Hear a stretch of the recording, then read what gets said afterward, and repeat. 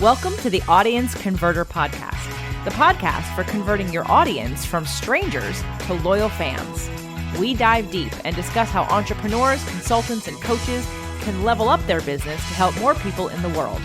Now here's your host, the creator of the Audience Conversion Method, Kimberly Weitkamp.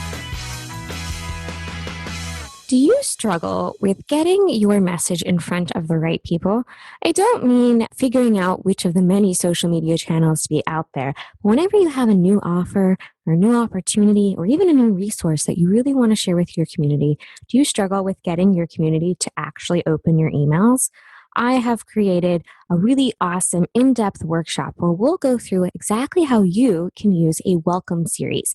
It's a series of 5 to 7 emails that people get when they first join your list that creates a curated customer experience and leads to higher engagement rates, higher conversion rates, and higher open and click rates. You can join me and grab your ticket at theaudienceconverter.com/workshop.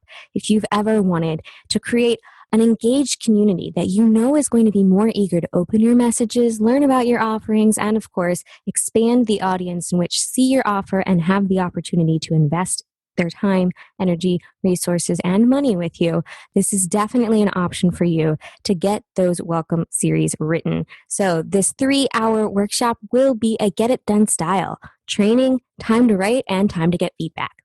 Grab your ticket at theaudienceconverter.com/workshop.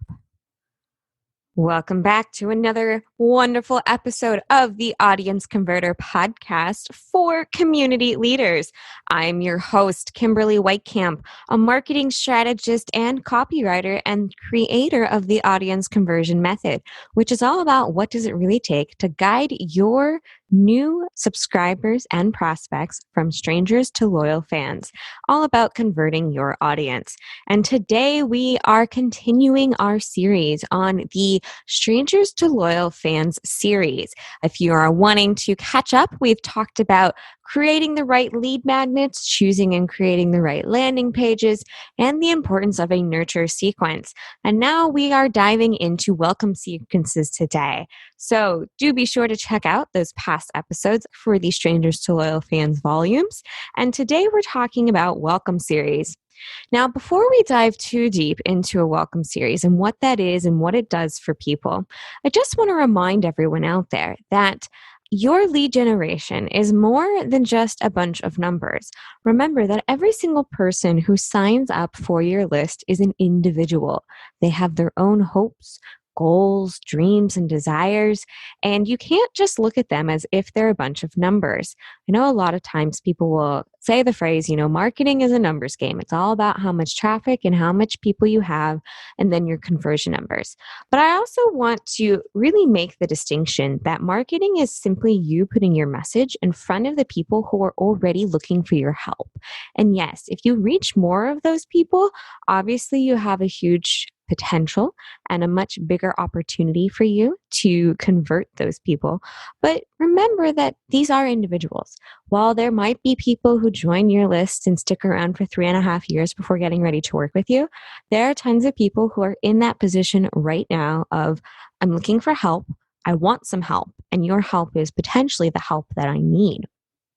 So I talk about a welcome series instead of what some people call it, which is an indoctrination series or an onboarding sequence or a lead generation conversion sequence. There's all kinds of different terms out there. And I call it a welcome series because I view it as welcoming each of these subscribers into my community, into my email list, and building the know, like, and trust factor from those first few messages. We talked a little bit about a nurture sequence in the last episode of this series and why those are incredibly important to make sure that people actually use your gifts. Then we also briefly touched on a welcome series. Now, the welcome series is after somebody has that gift. They've gotten the gift, they've used the gift, they've heard about the gift, and now it's time for you to open the doors just a little wider, no matter what it is that they came in with. No matter what lead magnet or free gift or free video series, whatever you want to call it, they joined with, the welcome series is universal. It goes out to every single person who joins your list. And the purpose of the welcome series is to build that know, like, and trust factor faster, but it's also to guide people through a small taste of the experience of what it's like to work with you. Remember, these are people who've mainly only seen you once or twice before. Maybe they heard you on a summit. Maybe they saw your gift in a giveaway. Maybe somebody shared something that you liked or shared on social media, but these people don't necessarily know a lot about you. And that is where a welcome series comes in. There are a few purposes to a welcome series. Number one, first and foremost, is to guide people to becoming a part of your community in a deeper way, whether that's joining a paid community, booking a free call, booking a paid consult, investing in your DIY course, whatever that looks like, you set your goal first. And that is the first part to a successful welcome series, is you need to set what is your success metric. What does success and what does your end goal look like for your welcome series? Too often when we talk about email marketing, people get really caught up in the idea of what I like to call vanity metrics. And that's, I have X number of subscribers. I have a 10% open rate. I've got a 50% click-through rate, whatever your numbers are. At the end of the day, those numbers don't mean anything. What means something is your success metrics, such as I got 10 new people to book a free call with me, or I got 50 new people into my Facebook group this month, or I got 3 new people to invest in the DIY version of the course.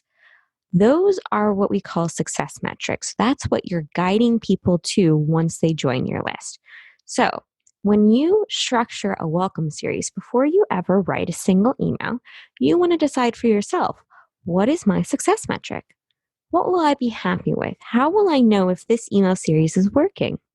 And I recommend that you set these goals before writing anything and before getting really bogged down in the metrics, because only you can define your success. And every person's business is a little bit different. So, step number 1 is to choose your end goal and define your success metrics. Now, how do you structure your welcome series? I'm not going to give away all of the details. And just in case you're interested, if you would like to write your welcome series, if you want to dive really deep into a welcome series and want to know more about it and how it could work for you, be sure to check out theaudienceconverter.com/workshop. That is a live 3-hour workshop that I offer on a regular basis where we dive into what a welcome series is.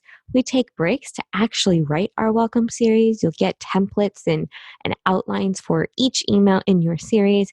And then we'll also come back and provide live feedback and peer review feedback on your emails so that you have something really excellent to walk away with.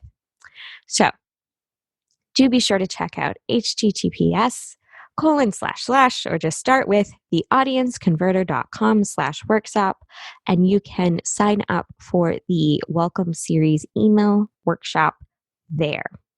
So what do you structure in a welcome series? What should you include? So let me just give you a really brief overview.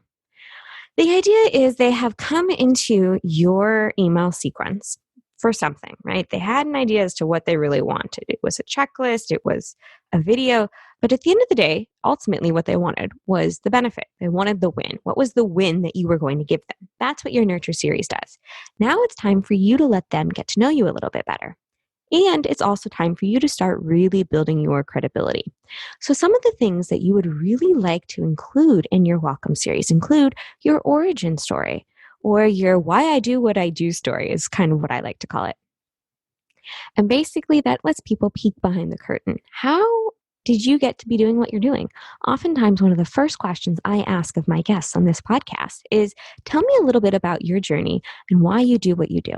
Because that's what's really interesting. That is an opportunity for a lot of people to resonate with who you are, what you do, and why you do it. Oftentimes, people buy from people. So it's not about, well, there's 1,000 different coaches out there that can help me lose weight.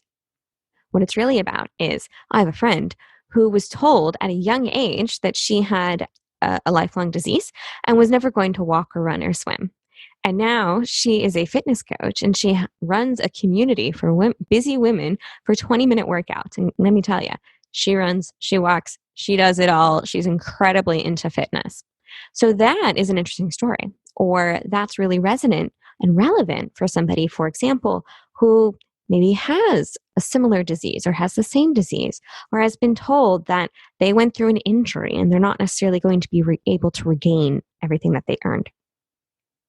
So you want to be able to share your story because that's what's going to resonate with people. That can build camaraderie and it can build that know, like, and trust factor. Now, if you don't have an extreme story like that, that's okay too. Just tell people why you do what you do. I usually start my story with talking about how I had no job prospects because I was graduating from university during the last recession. So I became an English teacher in Spain. And from that and from travel writing, I was able to enter the world of copywriting and why I did what I did and why my background is relevant to the world of copywriting. And people find that very interesting. In fact, I just received an email today with somebody who said she was so inspired by my story, she wanted to try her hand at writing her own. And she gave me her written story, which is just amazing and fantastic. So, part of what you might want to include is your origin story. Another thing to include within your welcome series is resources. Point out to people that you have more than one resource. You are not a one-trick pony, right? You have so much information and so much knowledge and advice around the topic that you teach on that you've got all of these other resources you can point to. So consider what else is your most popular item, right? Lots of people come in with one of your free gifts. What is something else a lot of people find value in? For me, one of the things I offer is I point them to past podcast episodes because I get a lot of questions about, how to structure an email sequence, or I don't have a website up yet. I'm really worried. Like, how can I get started in my business? And I can point people to past episodes that are really valuable for you, no matter who you are.